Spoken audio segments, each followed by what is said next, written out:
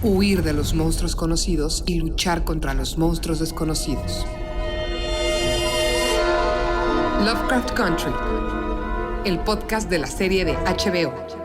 Bienvenidos al episodio número 4 del podcast de HBO Lovecraft Country con sus anfitriones Toño Sempere y un servidor Mario Flores. Un gusto estar aquí con ustedes, contigo Mario, porque hay mucho que decodificar de este episodio que fue intenso y cuando decías ya se calmaron las cosas, cerró con más intensidad. Tuvimos un poquito de todo, tuvimos una sirena hermafrodita, tuvimos una revelación muy importante de lo que va a pasar en los siguientes episodios, sobre todo con Hippolyta y con Dee, que se van a meter en una boca de lobo. No vamos a abandonar todavía la tierra de Lovecraft, todavía no abandonamos Lovecraft Country porque los personajes van para allá, pero antes de eso tenemos que platicar de todo lo que pasa en Boston, Massachusetts, que es el corazón mismo de la tierra de Lovecraft. Es el epicentro de esta situación. Ahora, también hay que considerar que este episodio se llama A History of Violence, y ese historial de violencia, pues hay que hablar de las historias que nos han ido pasando de generación a generación y que forman parte de nuestro folclore y del folclore de los personajes de esta serie.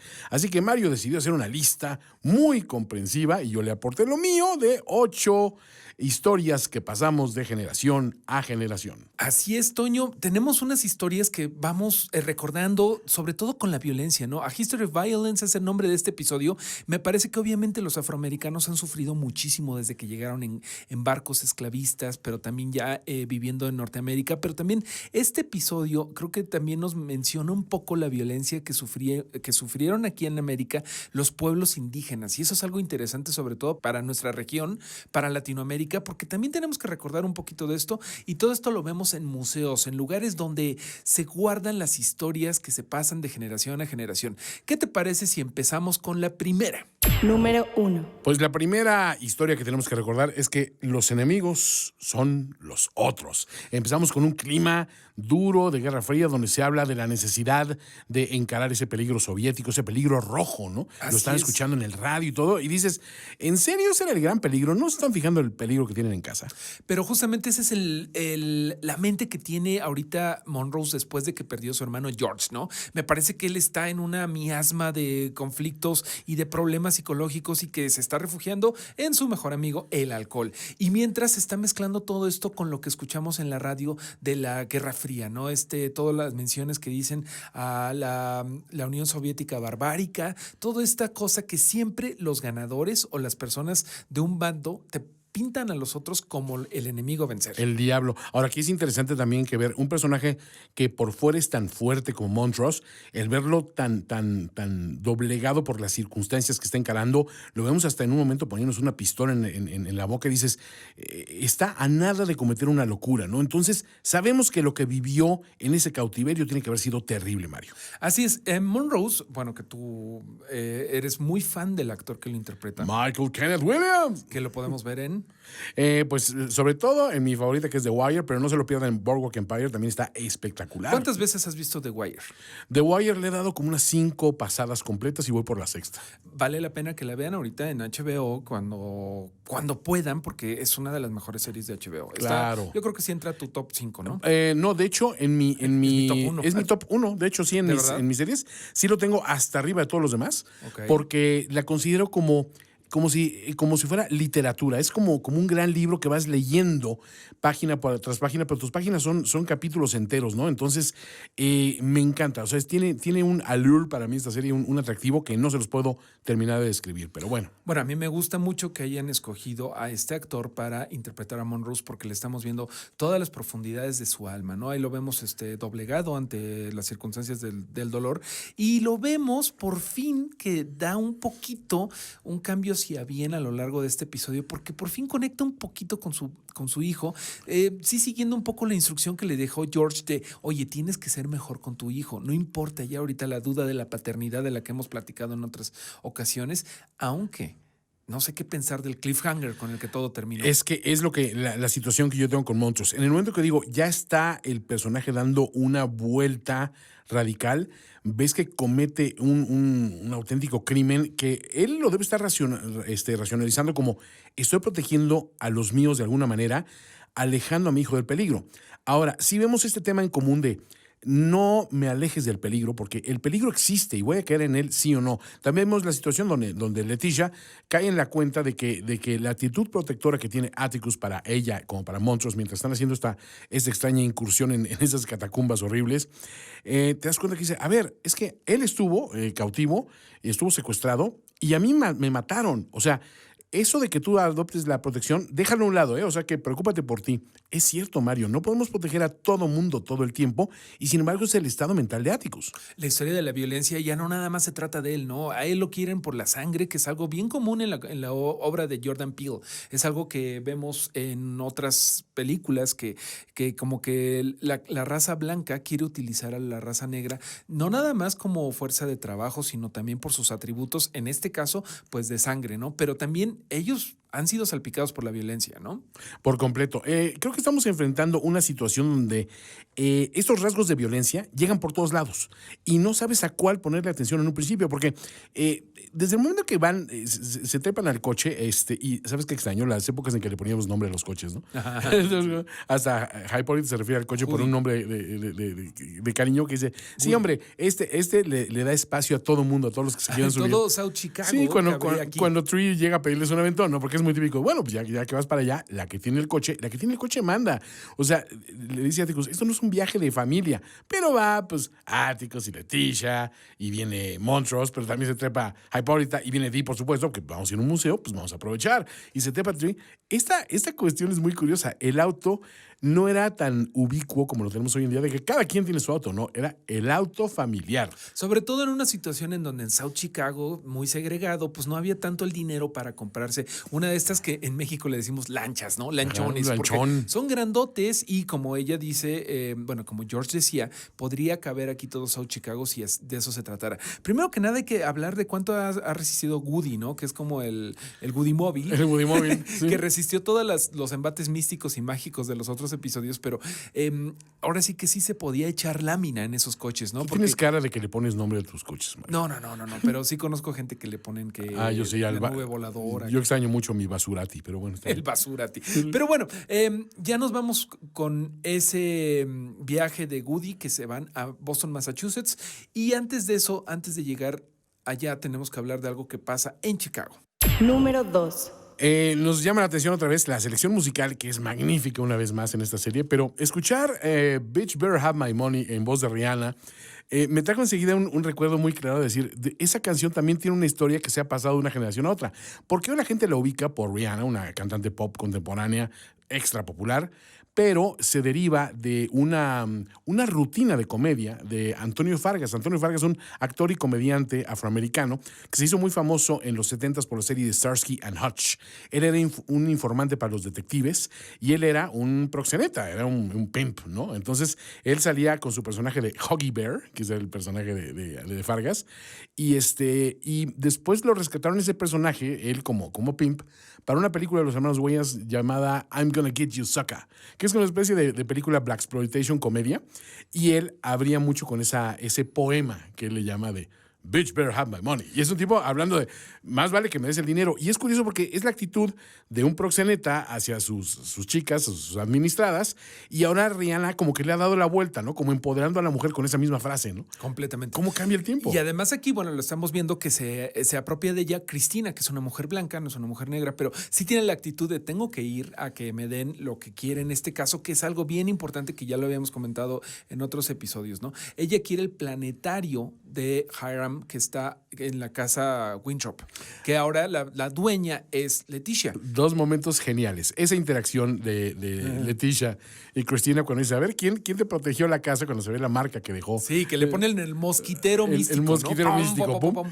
Ese y el otro, lo que hubiera sido mi sueño infantil de toda la vida. Que se apareciera una chica guapísima, ya sabes, despampanante, a jugar escondidas conmigo y impresionar a mis amiguitos, ¿no? Porque la ves muy quitada de la pena jugando ahí en la calle cuando llegan los policías a llevársela, y ahí te das cuenta de que este individuo, el capitán Lancaster, sabes que hay una rivalidad entre las distintas logias. Sí. Que ahí en algún momento a Monroe se le va la lengua porque sí leyó Claro. el manual de la orden y sabemos que tiene una logia por cada estado. Esto es un dato que sí viene en nuestro libro, que nuevamente les recomiendo la lectura, que a la vez sí nos da pistas, pero bueno, olvídense de seguirlo al pie de la letra porque HBO nunca haría eso. No. Siempre le inyecta más sabor a las historias. Todo, por ejemplo, todo lo de, ya lo vamos a platicar después, pero toda la historia de Yahima, este espectro que encuentran ahí, no está en el libro. No está Me en el encanta libro. lo que vas encontrando nuevo en la serie, ¿no? Qué gran desarrollo de personajes hacen en un segundo, porque aparte, la intervención de Yahima es mínima y sin embargo, ahí te das cuenta de la calidad de los guionistas. Con muy poca exposición descarada, te dan perfectamente el contexto, la gravedad de su situación y de su dilema y el potencial peligro que ejerce para los que están a su alrededor. O sea, esto es de no creerse lo bien que está tratado ese detalle de decir, sí, claro, ella era una aborigen de origen taíno que fue traída como esclavo y ahora sí que la labor de Titus Braithwaite era eso, el controlando esclavos, pero para experimentar con ellos en busca de ese lenguaje. Ahorita vamos a platicar un poquito más de esa historia porque me pareció fascinante, pero primero vamos a la historia de otras dos chicas muy importantes para esta serie. Número 3. Y nos referimos, por supuesto, a Hipólita y a Dee. Con esta bonita historia. Qué bonito momento el del cometa, ¿no? El cometa de la carroza de Hera, ¿no?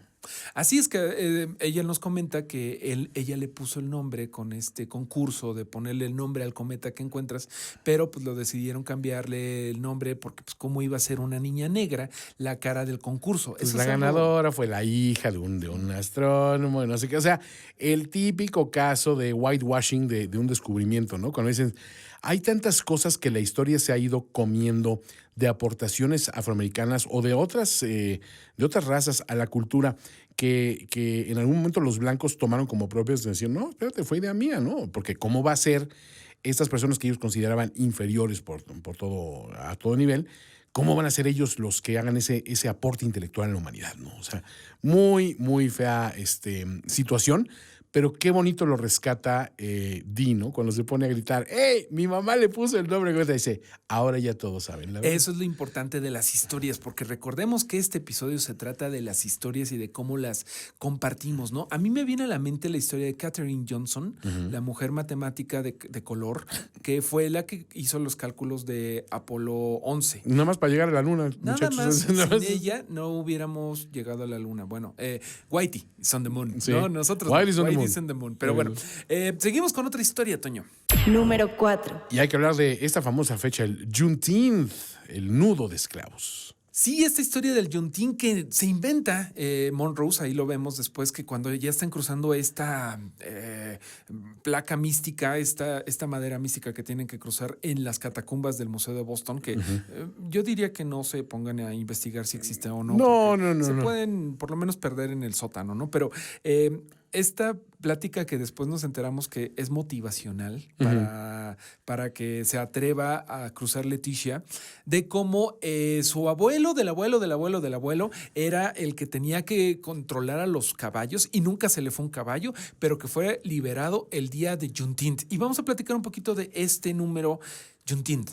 Esa fecha significativa, ¿no? Porque, de hecho, ha estado recientemente también mucho en la conciencia popular, porque se ha armado mucha polémica en torno a que el presidente de los Estados Unidos actualmente habla de Juneteenth, pero le quiere quitar un poquito el significado de opresión racial, ¿no? Lo quiere dar como una fecha más o una cosa así, y ni siquiera sabe de qué está hablando, y esa es la protesta precisamente de los afroamericanos, que dicen, esto es una cuestión mucho más complicada de lo que nos lo quieren hacer ver, y creo que merece un espacio y un lugar aparte, ¿no?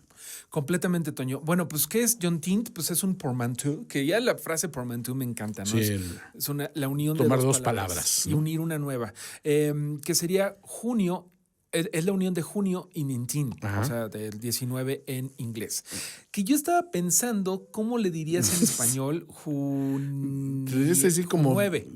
Es que pero te quedas con el 9 y no con el 19, ¿no? sería como 19, algo así. Somos malos para Somos eso. malos para eso, pero les quedó súper bien Juneteenth. Lo que importa del Juneteenth es que también se le conoce como el Día de la Libertad, el Día del Jubileo o el Día de la Liberación, porque lo que sucedió fue que, bueno, Lincoln obviamente dijo, están emancipados todos los esclavos y ganó la Unión, es decir, todos son libres, pero de ahí a que se implementó toda la ley en sí, bueno, se tardaron otros 2 años. Claro. Y esto se celebra cuando ya por fin llegaron los soldados de la Unión a Galveston, Texas, para ya liberar a los últimos que quedaban, porque obviamente muchos esclavistas dijeron, yo no lo voy a hacer, hasta que tenían que llegar los soldados de la Unión a decir, oye, es la ley y yo tengo el fusil en la mano, así que libera a tus esclavos. En realidad, sabemos que todavía la segregación, incluso en el día de hoy, 2020, sigue adelante, pero fue el día en donde oficialmente ya el último esclavo fue liberado. Número 5. En el número 5 tenemos las otras referencias que hace Montrose. Y la primera de ellas, Mario, yo no tengo empacho en decir que la aprendí gracias a una serie de HBO. Estamos hablando de la referencia que hace de Tulsa, Oklahoma. ¿Qué sabemos de Tulsa, Oklahoma, Mario? Sabemos que es una historia muy importante para Watchmen, justamente, que también los invitamos a leer a escuchar el podcast que hicimos al respecto y también a leer el cómic ¿Por qué no, Toño? Tulsa, Oklahoma, en realidad es una historia que ha sido muy interesante contar últimamente porque era una historia olvidada de lo que sucedió en ese momento en 1921. Correcto, y es que era una ciudad pujante donde los afroamericanos estaban teniendo unos avances a nivel comercio, sociedad, cultura muy, muy importante. Y en este enclave donde los racistas y el Ku Klux Klan dijeron, esto no va a suceder en mi tierra, ocurre una terrible masacre que honestamente yo cuando me enteré de ella a través de la serie dije, bueno, esto es una reimaginación, esto realmente existió y nos hizo ir a los libros. Pero aquí lo curioso es que mucha gente, incluso muchos afroamericanos dijeron, esto fue un gran acierto de la serie porque entre nosotros mismos muchos habíamos olvidado o nunca nos explicaron lo importante que era esa masacre de Tulsa, ¿no? Bueno, es que es algo medio relativamente reciente que durante el gobierno de Barack Obama se dio a conocer e incluso que es un elemento de Watchmen de la serie, sí se dieron restauraciones económicas a las víctimas, bueno, más bien a los descendientes de las víctimas de la masacre del barrio de Greenwood, que se le llamaba el Wall Street Negro, porque como tú dices, era donde les estaba yendo mejor a los afroamericanos alrededor de Estados Unidos, se iban a vivir ahí porque era un enclave de afroamericanos prósperos. Y exitosos. Y bueno, eso vino a cortarse de golpe y porrazo en un incidente terrible y lamentable, pero véanlo retratado a través de la serie de Watchmen y también escuchen el podcast, por supuesto. Mario y yo le echamos muchas ganas a él. Pero hay otra referencia muy padre que hace Montrose que me encanta, que se ha vuelto de momento como el repositorio de esta cultura afroamericana, y es cuando tiene que pegar ese salto porque se le está deshaciendo el tablón donde están cruzando el abismo. Y dice, Jesse Owens ain't got shit on me. O sea, ¿vieron mi salto? Jesse Owens, bueno, ¿quién fue Jesse Owens? Uno de los atletas más exitosos en la historia del deporte olímpico, que en la Olimpiada de Berlín, esa Olimpiada que fue tan polémica porque fue presidida por Adolfo Hitler y toda la cúpula nazi. Fue en Berlín 1936. Así es, y ahí se quería hacer como que un despliegue de la superioridad alemana y la superioridad aria. Y aquí lo que llama la atención es que llega Jesse Owens, un afroamericano, y humilla a todos corriendo, implantando récords, demostrándoles así, dice, el mejor atleta del mundo sigue siendo un afroamericano, no importa qué tanto nos quieran hablar de la superioridad aria y qué tantos filmes haga Leni Riefenstahl diciendo, no, es que nosotros, estos rubios ojos azules, somos maravillosos y ustedes son razas inferiores. No, todavía había una ley que había que respetar y Jesse Owens saltaba y brincaba como nadie. Joseph Goebbels en ese momento tomó saliva con nervios de cómo le iba a hacer para limpiar la postura del gobierno alemán que hubiera ganado Jesse Owens. Pero bueno, sí, creo que en Montrose no hay que dejarlo de lado. También tiene un montón de cultura popular y muy a su pesar también él es un soñador. Porque él se quiere se quiere presentar como el chico rudo, el que nadie le ve la cara, que George era el soñador. Pero él también nos sorprende con muchas referencias que si bien él está muy enfocado al orgullo orgullo negro desde una perspectiva bastante, con bastante resentimiento, bastante bien cimentado. Justificado plenamente. Sí. Pero tiene su corazoncito. Hay que decir que eran hermanos, que eran un yin y un yang, pero a final de cuentas había esa simbiosis en que los dos tenían estos intereses y estos sueños, estas cuestiones. Lo que pasa es que uno era un realista y otro era un soñador. Uno era un pragmático y el otro tenía ilusiones y esperanzas, ¿no? Entonces, es muy, muy bueno que nos presenten de que ese mismo sueño afroamericano, que no es necesariamente el mismo que el sueño americano, porque como nos explicó en un episodio, el sueño americano se erigió sobre las espaldas del sacrificio afroamericano, ¿no? Eso es muy, muy claro. Es importante saber de que estas personas lo pueden vivir a su manera y aún así están en lo correcto. O sea, no es que una historia sea la correcta. Y por eso, todas estas historias que pasamos de generación en generación van desde cuestiones históricamente comprobables y respaldadas hasta chismes. Número 6. Y qué bueno que hables de los chismes porque estamos hablando de historias y tenemos que hablar de los chismes de este personaje tan simpático llamado Tree. Bueno, simpático y antipático, ¿no? A ver, me cae bien, pero es el típico fanfarrón. El típico de, oye, si tú no quieres, yo aquí con ella. O sea, es un tipo que le gusta hablar de sí mismo, se cree su propia publicidad, definitivamente. Y además le gusta andarse metiendo en negocios que no le corresponden. Exactamente. Y justamente ahorita que estamos hablando del lado oculto de Monrose o del lado más sensible, hay un chisme que de verdad, bueno, a mí me dicen eso de un familiar, de un amigo, lo que sea, y le digo, ¿sabes qué, mano? A mí no me importa lo que haga mi padre, familiar, amigo, conocido, lo que me importa es que tú te calles, porque no le importa a él estarle diciendo a Atticus. No tiene ningún negocio diciéndole que a Atticus que tal vez su padre sea gay, porque eso es lo que implica. Cuando le dice que el barman estaba recibiendo un felatio de parte de una persona de su mismo sexo y dice, bueno, pues yo nada más te lo digo porque últimamente ha estado muy metido en el bar, ¿no? Muy metido en el bar tu papá con el barman, ¿no? Ajá. ¿Tú qué crees? No ¿Tú sé, crees que haya algo, tal vez que Monrose esté en el closet? Obviamente no lo veo así. No. Pero sí pienso que, como dices tú, hacer una aseveración de ese calibre es muy fuerte. Y hay que tomar en cuenta también otra cuestión. Si bien los afroamericanos han padecido mucho también de esta cuestión de opresión y eso, también ha sido ha sido el grupo de gente que más le ha costado trabajo de repente aceptar las sexualidades alternativas. Esto es curioso, ¿no? Curioso que gente que tenga tanto historial de opresión tenga también tan marcado esa cultura machista. Ahora, sin embargo, el machismo también se habla de que es una cultura de supervivencia, ¿no?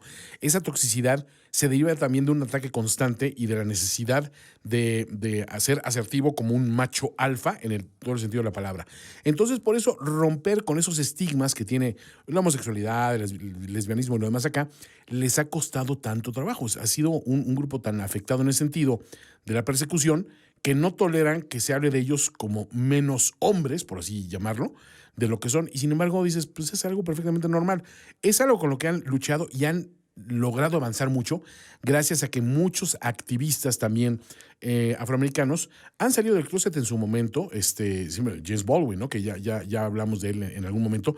Gente que habla orgullosamente de su sexualidad, ¿no? Entonces, es curioso, pero bueno, sí, no podemos dejar de tocar el tema, ¿no? Y también esta otra historia que se avienta a Tree sobre de que él ya había tenido sexo con Letty, ¿no? Que Letty rápidamente lo baja de su nube y se refiere a él por su nombre cristiano, Seymour, ¿no? Sí, porque él estaba diciendo, ¿sabes por qué me dicen Tree? Exacto. Porque tengo 3 piernas y sabes a lo que me refiero.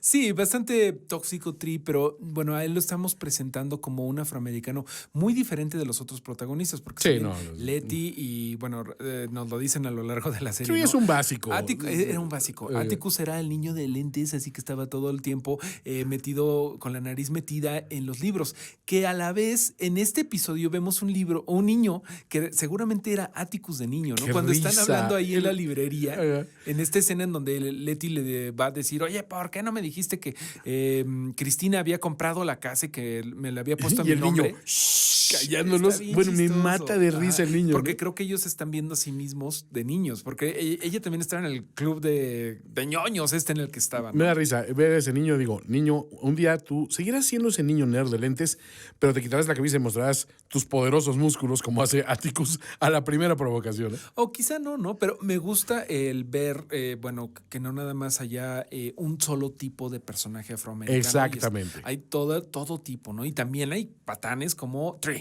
Número 7. Pero ¿qué te parece si dejamos de hablar de patanería de la raza afroamericana y platicamos de algo que de verdad me derritió el corazón? Y estoy hablando del consejo del abuelo de Atticus, es decir, del padre de Monrose, que le pasa a su hijo. Se me hizo bien bonito. Muy bonito. En medio de esta situación un poco extraña, en donde se está subiendo el agua de un lugar en el fondo del museo de Boston y quizá mueran y están las situaciones malas, él tiene un consejo bonito de padre a hijo de cómo aguantar a tu mujer. Y estoy diciendo entre comillas. Aguantar, a tolerar, ¿no? A través de la música, ¿no? Y esa es una bonita alegoría y es un momento también en que Montrose baja la guardia, ¿no? Y habla precisamente de una cuestión muy humana y ahí sí sientes que es un padre hablándole a un hijo, instruyéndole sobre cosas que en su momento no hizo. Sabemos que no lo hizo. Y ahora como que está intentando recapturar un poco de eso, en parte porque debe tener un cierto sentimiento de culpa, pero en parte, Mario, porque hay promesas que él le hizo a su hermano moribundo, ¿no? Y eso hay que tomar en cuenta. Montrose puede ser lo que gusten y manden, pero es un tipo que se ve que las obligaciones morales que toma para sí mismo, creo que las lleva adelante y las lleva adelante bien, como debe cumplir un hombre de palabra, ¿no? Completamente, Toño. Y sí me gustó este consejo que, recapitulando, recordando nada más, es ten una canción para que cuando tu mujer esté enojada contigo o tú con ella, la cantes y cuando termines de cantarla pueda regresarse a lo que se trata todo esto, ¿no? A un montón de amor. Y lo dice con un ritmo bastante soul de que... Sí, con un convencimiento. Whole lot of loving, ¿no? Que es algo muy... Me recuerda mucho a un James Brown cantando sobre el amor. No olvidemos, ese hombre Michael Kenneth Williams, esa cicatriz que tiene en la cara es de cuando él era bailarín de Madonna. Lo mencionamos que me parece alguna vez Sí, ya lo al pasar. Pero sí, definitivamente es un tipo interesante porque tiene la música en las venas, no lo olvidemos. Número 8. Y bueno, esta historia de Yahima, que realmente, Mario, a mí sí me dejó. O sea, para empezar, llegan a este banquete de muertos, que hay que abrir otro paréntesis. Qué genial incorporación se ha hecho de todos estos tropos de ese cine clásico de aventuras y de misterio donde está el pasadizo secreto, ¿no? El tener que descender por una soga hacia un lugar, ¿no? Que yo desde ese momento dije, ahí voy a estar yo fuera, ¿no? Porque yo, Pero si no hay elevador. Es no algo entro. que me gusta mucho, ¿no? Que como que Claro. cada episodio de Lovecraft Country hasta el momento ha rescatado o ha tenido un sabor de cierto tropo de la cultura pop del terror. El pasado fue mi favorito hasta el momento, el de la casa embrujada. Bueno, Genial. sigo teniendo pesadillas con el niño en la No, cabeza calla, del futbolista. Pero en esta como que el tropo fue una aventura de un arqueólogo que está teniendo una misión, ¿no? Me recordó mucho a Indiana Jones. Sí, o sea, es que eran los seriales en los que se inspiraron todos estos personajes. Alan Quatermain, todos esos exploradores de la época.